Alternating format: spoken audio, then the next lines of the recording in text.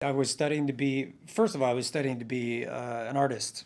My original plan was I'll drop out of college, out of art school, and I'll become an actor. Then it'll be easier to get a job as a director. It worked out in a different way, but still worked out. That was really the beginning for me, and I've always loved directors that had really unique vision and auteurs, so to speak. David Fincher, Darren Aronofsky, Oliver Stone, Ridley Scott, a lot of really incredible directors I've had the opportunity to work with. I'm Jared Leto, and this is the timeline of my career. Let me tell you something. All of my life, people have said to me, "You're too small, Pre. You're not fast enough, Pre. Give up your foolish dreams, Steve." Steve Prefontaine, I believe it was my second movie that I ever did. And there were two directors that had made a film called Hoop Dreams, which won the Academy Award. I again fell in love with that opportunity. It was physical, it was emotional, it was a really, legendary character. And I get runners come up to me to this day that are so passionate about that story and Steve and the film. And I was just interested in a deep dive, and I've always been interested in that. I like the immersive quality. I learn a lot from it. I enjoy the work and the challenge of that, and I find it really rewarding. But you know what? They forgot something. I have to win. There's no fallback here, no great stride, no long legs, nothing. Television, right? I mean, if ever there's a TV junkie, it's the old lady. I figure I owe her a new set anyway with all the wear and tear it got from being schlepped back and forth to old age all the time. You really love her, don't you?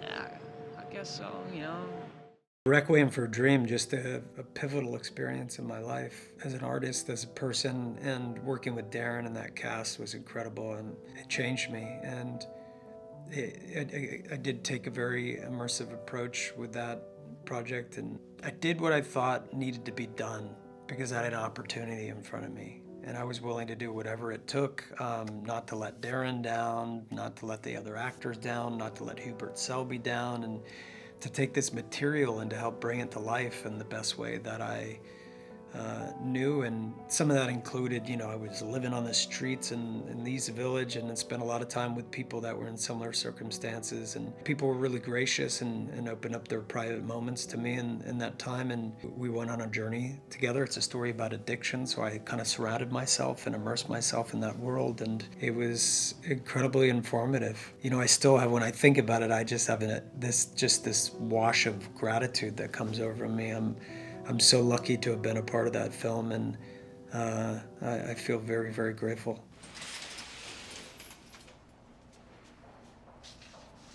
I'm Rayo. Congratulations. Fuck off and go back to your bed. Relax, I don't bite. I hadn't made a film in at least 5 years, going on 6. And things were going better than ever with 30 Seconds to Mars, and we had just started playing arenas around the world. We were selling more tickets than ever before. We had, finally had a breakout song. Everything that we'd been fighting for well over a decade was finally happening for my brother and I, so I wasn't really in a hurry to make another film. I actually, honestly, was unofficially retired. I wasn't looking to make another film, and at a certain point they believe you, and they just stop calling.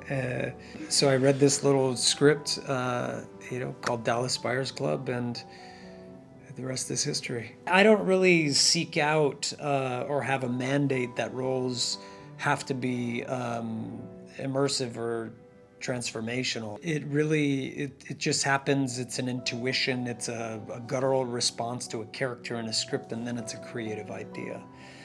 I enjoy that kind of process, and I couldn't imagine that I'd be sitting here today talking to you and answering a kind of question like that about, being someone known for, transformative roles.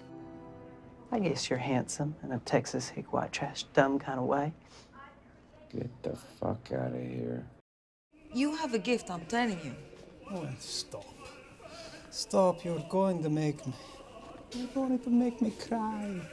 When I was sent the House of Gucci script, it was originally for another part. And when I read it, I really just connected with Paolo. He's an artist, so we had a little bit in common. He's a frustrated artist. I certainly have felt that in my life. He's not really seen or heard by the people closest to him, and he just wants to share his creative vision with the world, and he never really gets the opportunity.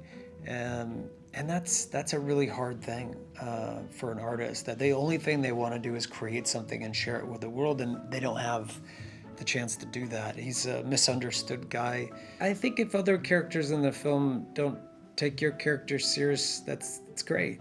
You know, I think it gives you something to work against. And, you know, conflict is the birth of drama, and drama is what's interesting to watch. And, you know, Paolo has plenty of all.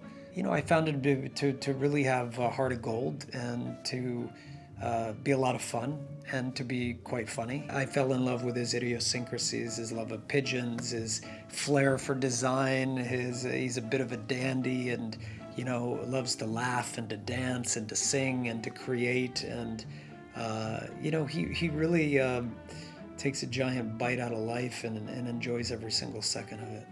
If I never made another film again, I would be completely, I don't think satisfied is the right word, but I'd be certainly really grateful. You know, working with Ridley Scott, having Al Pacino play my father and my partner in crime was just so fulfilling that, you know, I don't know, maybe there's another retirement coming soon. We'll see. How can they miss you if you never go away, right?